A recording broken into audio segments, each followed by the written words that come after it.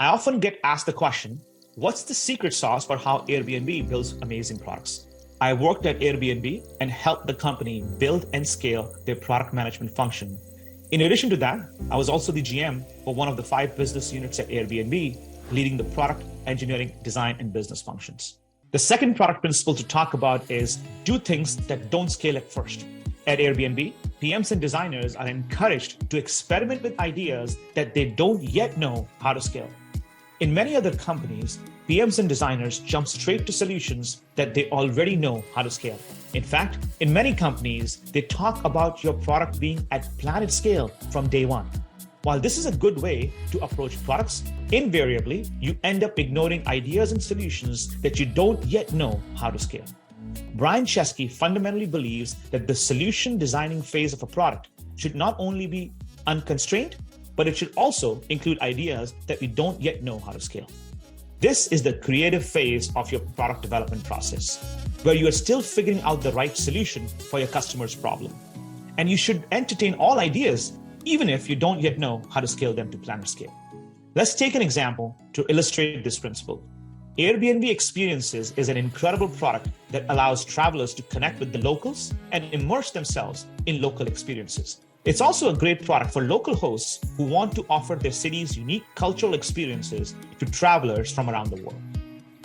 Let me tell you the story of how this got started. Back in the day, Brian Chesky had this idea of offering local experiences to travelers in every city around the world. In order to design this product, he recruited Francisco, a guest from Chile. Brian and team personally designed a great local experience for him in San Francisco and paid for this trip. Francisco got a chance to visit the Golden Gate Bridge and other key landmarks of the city. When he was flying back, Brian asked him, "So how do you rate this experience, Francisco?" Francisco replied, "It was good, but not great." Brian was confused. He asked why it wasn't great or life-changing for him. Francisco shared his feedback. Brian, acting on his feedback, suggested to Francisco to come back again. This time around, Brian designed a different local experience.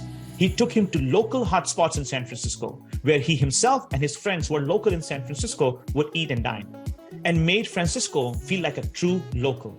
Not someone who was visiting San Francisco, but someone who could feel like a local.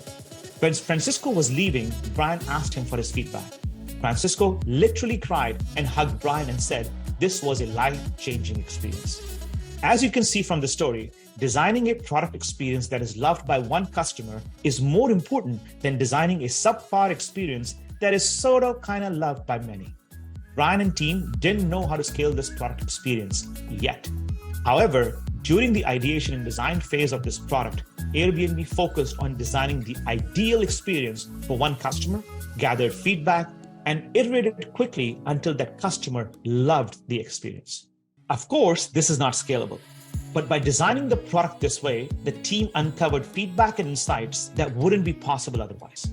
Once the team figured out what a lovable experience looks like, the ideal experience that is, they got to work on figuring out how to scale this product.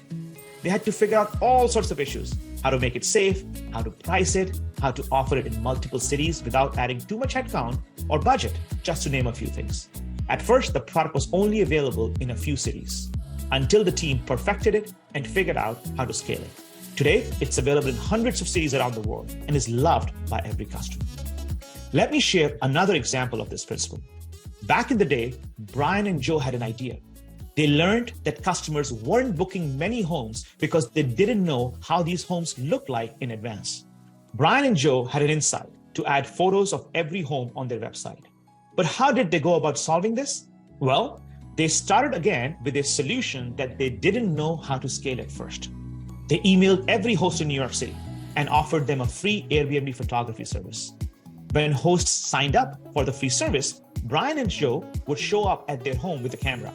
There was no technology designed for it. They managed appointments out of Excel spreadsheets and email and did everything manually. They were able to do 5 homes a day between the two of them. By putting up these photos on Airbnb website, the company saw a significant increase in guest bookings. That is when they knew that they were onto something big here. Next up, they got to work on how to scale this photography service to millions of hosts around the world. It was during this phase that Airbnb invested in the necessary technology that allowed them to scale this handcrafted, bespoke experience worldwide.